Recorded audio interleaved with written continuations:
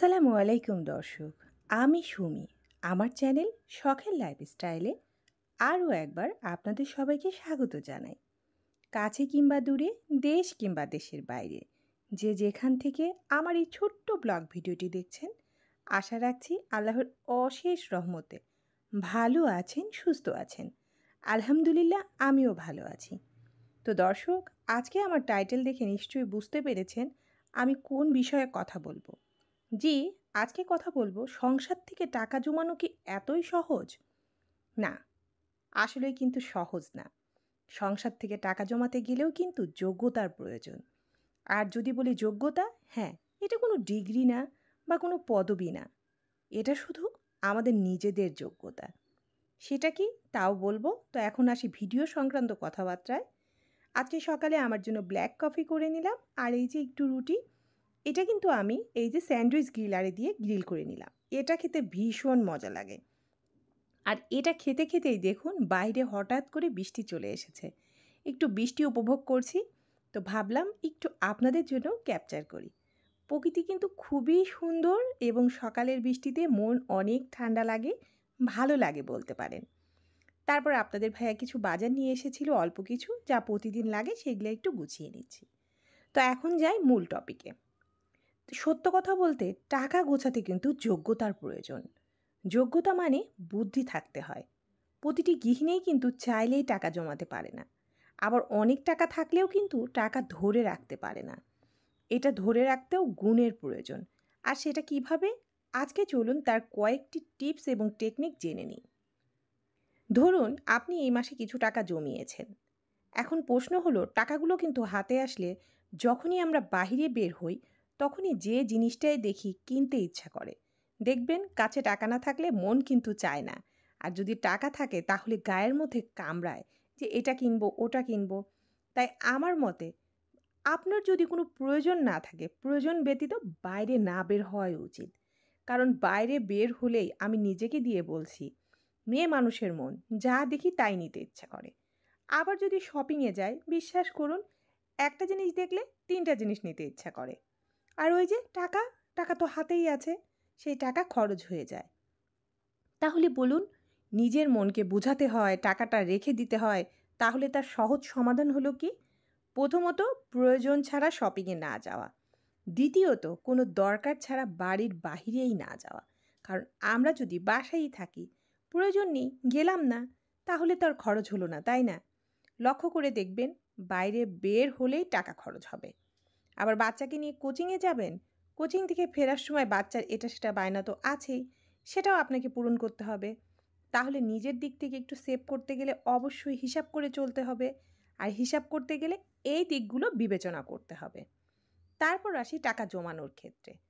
আমি কিন্তু প্রতি মাসেই কিছু কিছু করে টাকা জমাই। হ্যাঁ, এ মাসে কত টাকা জমিয়েছি পরবর্তী ভিডিওতে অবশ্যই আপনাদেরকে জানাবো। কিন্তু মাছের মাঝখানে যদি হুট করে মেহমান আসে, তখন কিন্তু অবস্থাটা একটু খারাপই হয়ে যায়। যদি বলবেন কেন, তাহলে বলবো, কারণ আমরা তো হিসাব করে মাস চালাই। হঠাৎ করে যদি মেহমান আসে, তাদের জন্য উদ্বৃত্ত বাজার খরচ, যেটা আর কি জানা ছিল না, সেটার জন্য কিন্তু বেশ মোটা পরিমাণের টাকা খরচ হয়ে যায়। তাই আমাদের উচিত প্রতি মাসেই একটা সামান্য টাকা সরিয়ে রাখা, যে এটা মেহমান আসলে বা গেস্টের বাবদে খরচা করব। বাড়তি টাকা হিসাবে হাতে একটা খাত রাখা। তাহলে এই টাকাটা খরচ হলে দেখবেন আপনার কষ্ট হচ্ছে না। আর যে মাসে মেহমান আসবে না, সে মাসে কিন্তু টাকাটা বেঁচে যাবে আপনার। কারণ প্রতি মাসেই তো আর মেহমান আসে না, তাই না? এই একটু আর কি বুদ্ধি। ওই যে বললাম, টাকা জমাতেও যোগ্যতা লাগে। হ্যাঁ, একদম সত্য কথা। আমাদের মতো মধ্যবিত্ত পরিবারের বউদের সত্যি যোগ্যতা লাগে টাকা জমাতে। আর যদি একটু বুদ্ধি করে টাকা জমান, তাহলে তো আপনি একদম, আপনার মতো স্মার্ট গৃহিণী এবং লক্ষ্মী বউ কেউই নেই।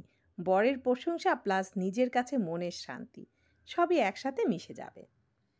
তো অনেক কথাই বলেছি, এবার চলে আসি এই ভিডিওর কথাবার্তায়। আজকে দুপুরে রান্না করছি, আর রান্নায় ছিল এই যে মুরগির গোস্ত। দেখতেই পেলেন একটু ফার্নিচারগুলো মুছে নিলাম।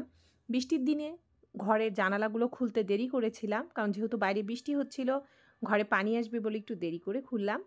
আর এখন এই যে রান্নাবান্না করছি। আর রান্নাবান্নায় মুরগির গোস্তটা করে নিচ্ছি। তারপর পাশের চুলায় একটু ডাউল মাছ করব। তো এই সব রেসিপিগুলো কিন্তু আমার চ্যানেলে আছে, আপনারা চাইলে দেখে নিতে পারেন। তো ভিডিওর এ পর্যায়ে আমার প্রিয় আপু ভাইয়ারা যারা এখনও আমার সঙ্গে আছেন, একটা লাইক দিতে হয়তোবা ভুলে গেছেন, তাই আপনাদের উদ্দেশ্যে মনে করিয়ে দিয়ে বলছি, প্লিজ একটা লাইক যদি এখনও দিয়ে না থাকেন তাহলে একটা লাইক দিয়ে দিন। আর আমার ভিডিওর কোনো অংশ যদি বিন্দু পরিমাণে আপনাদের কাছে ভালো লেগে যায় তাহলে প্লিজ আমার চ্যানেলটিকে সাবস্ক্রাইব করে পাশে থাকা বেল বাটনটি প্রেস করে দিবেন। কারণ আমি চাই ভালো ভালো ভিডিও, ভালো ভালো কন্টেন্ট আপনাদের মাঝে উপহার দিতে আর আপনাদের ভালোবাসা দু হাতে কুড়িয়ে নিতে। কারণ মানুষ কিন্তু সর্বোচ্চ ভালোবাসার কাঙাল। তো অনেক কথা বললাম, অনেক সময় ভিডিওতে অনেক কথা বলি যা আমার অনেক আপু ভাইয়ার পছন্দ হয় না। তো আমার এই ছোট ছোট ভুল ত্রুটিগুলো অবশ্যই ক্ষমা সুন্দর দৃষ্টিতে দেখবেন আর আপনাদের নিজের আপন কেউ মনে করে আমাকে মাফ করে দিবেন। তো এখন এই যে রান্নাবান্না কিন্তু হয়ে যাচ্ছে। আর রান্নায় তো জানেনই অনেক কিছুই করতে হয়, যেহেতু দুপুর রাত একবারে খাবার। আর আমার ছেলে আলাদা খায়, আপনাদের ভাইয়া আলাদা খায়। যারা আপনারা আমার ভিডিও দেখেন তারা তো জানেন ছেলের গোশত ছাড়া হয় না। আবার আপনাদের ভাইয়ার মাছ লাগে আর আমার লাগে সবজি। তো এই জন্য একটু বেশি আইটেম রান্না করা হচ্ছে, কারণ সবারই পছন্দের কথা মাথায় রেখে রান্নাবান্না করতে হয়। তো রান্নাবান্না প্রায় শেষের দিকে, রান্না শেষ হলে এখন চলে যাব পরবর্তী কাজগুলোতে। তা আসলে কাজের তো শেষ নেই, আমরা গৃহিণী আপুরা সারাদিনই কাজ করে থাকি। তো এইটাই নিয়ম। তা আপনাদের ভাইয়া অল্প কিছু খাবার নিয়ে এসেছে, এই যেমন রুটি, যেটা চা দিয়ে খেতে আমার প্রতিনিয়ত লাগে, বিস্কিট, এই সব আর কি। আর ছিল বাদাম।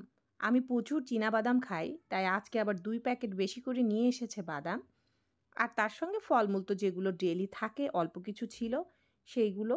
আর ছেলের চায়ের দুধ ফুরিয়ে গিয়েছিল, ও যেহেতু দুধ চা খায় ওর জন্য দুধ নিয়ে আসা হয়েছে। তা আমার আপু ভাইয়ারা যারা এতক্ষণ কটের খাওয়া শেষ করব, তা আপনারা সবাই ভালো থাকবেন, সুস্থ থাকবেন।